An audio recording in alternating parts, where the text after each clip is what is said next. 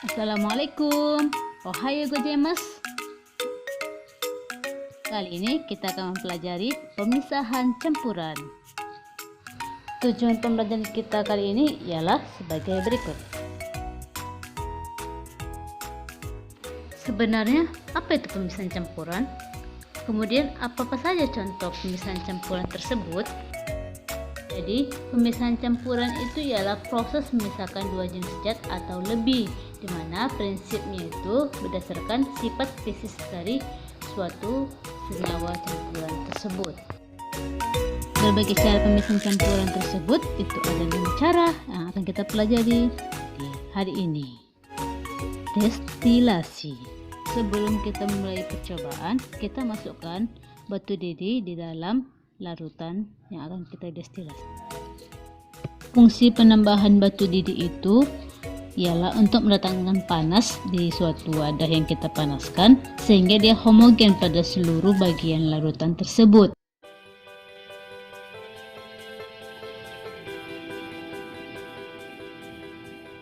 Destilasi ini ialah pemisahan larutan dengan cara memisahkan larutan ke dalam beberapa komponennya dengan metode pemisahan bahan kimia berdasarkan kecepatan menguapnya suatu larutan.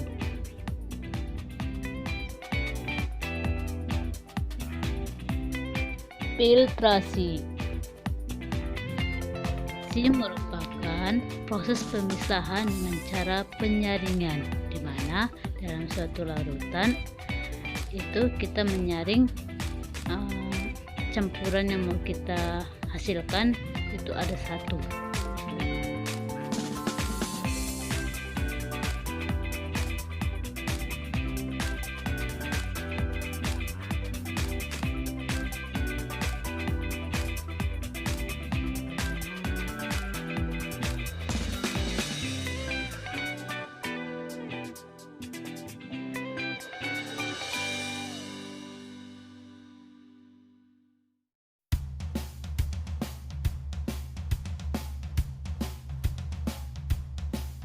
Sublimasi.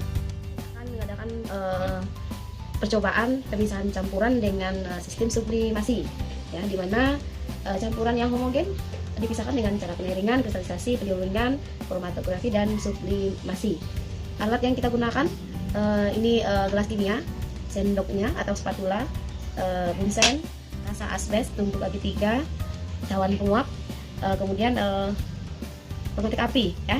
Sedangkan zat yang kita gunakan pada bahannya adalah garam dapur, kemudian kapur barus pengganti dari iodium, karena iodiumnya nggak terlalu berbahaya, makanya diganti dengan kapur barus. Kenapa? Karena dia akan homogen dengan garam NaCl. Nah, kita mulai ya.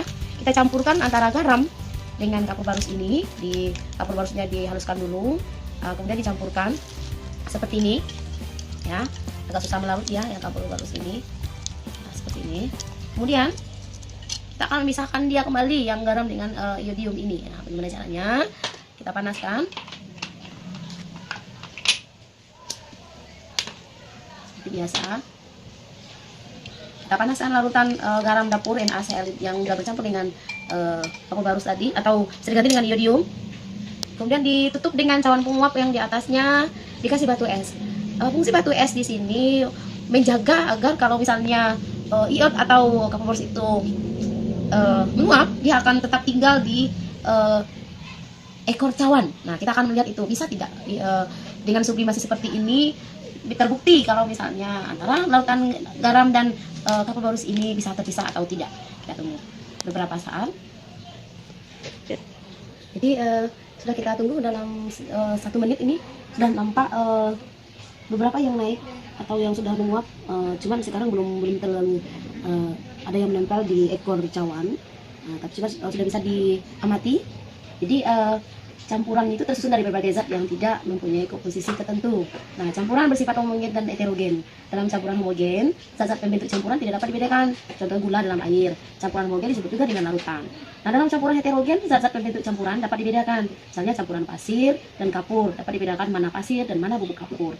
Nah, berarti ini campuran homogen dan heterogen ini dapat dipisahkan dengan cara-cara yang sudah disebutkan tadi, ya, seperti kristalisasi, penyaringan yang sudah ada video tutorialnya, penyulingan, kromatografi, dan sublimasi. Nah, sekarang ini adalah pemisahan secara sublimasi, ya.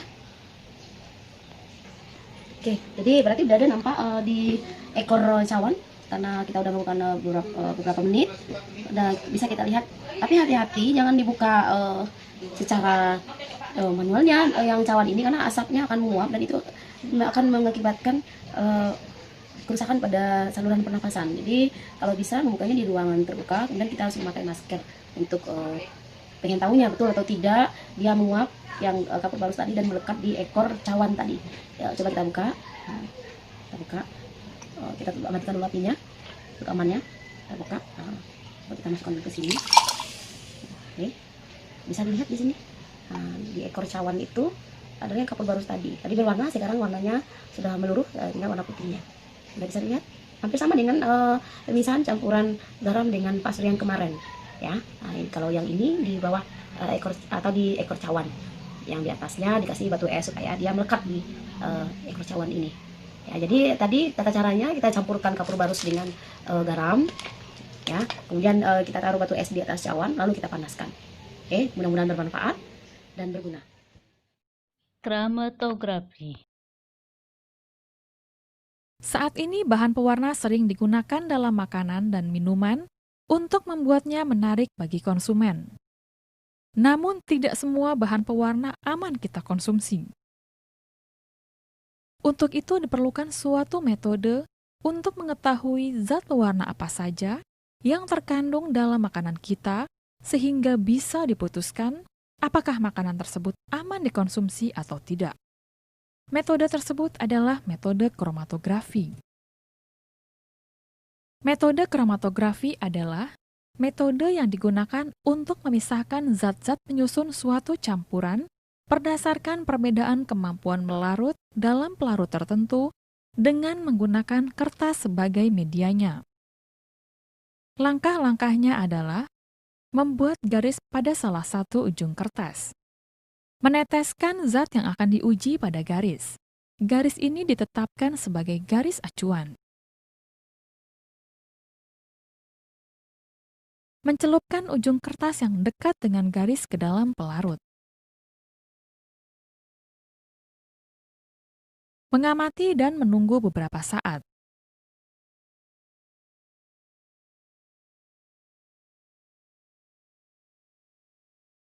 Mengukur jarak antara batas pelarut dan noda terhadap garis.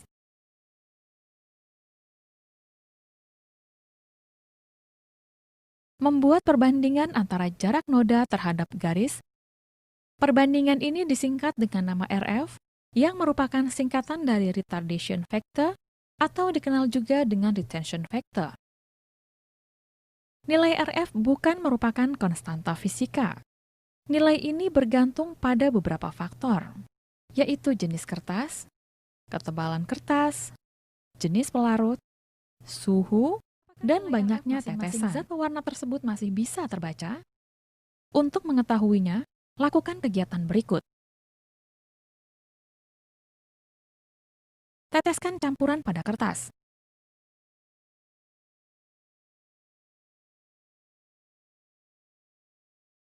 Celupkan kertas tersebut pada pelarut.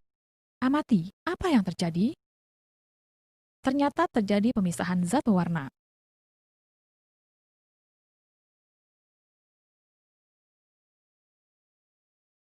Pemisahan warna terjadi karena masing-masing zat pewarna mempunyai kemampuan melarut yang berbeda dalam pelarut yang sama, sehingga zat pewarna yang lebih mudah larut memiliki kecepatan lebih tinggi daripada zat pewarna yang memiliki kemampuan melarut lebih rendah.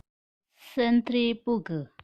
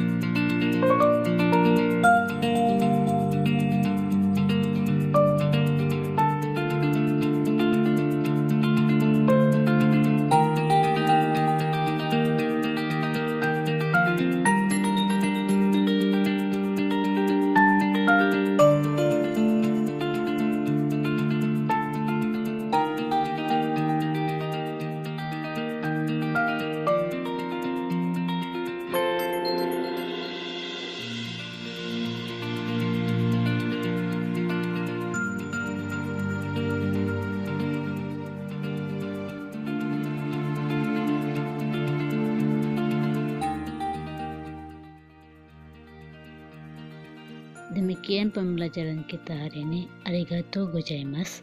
Assalamualaikum warahmatullahi wabarakatuh.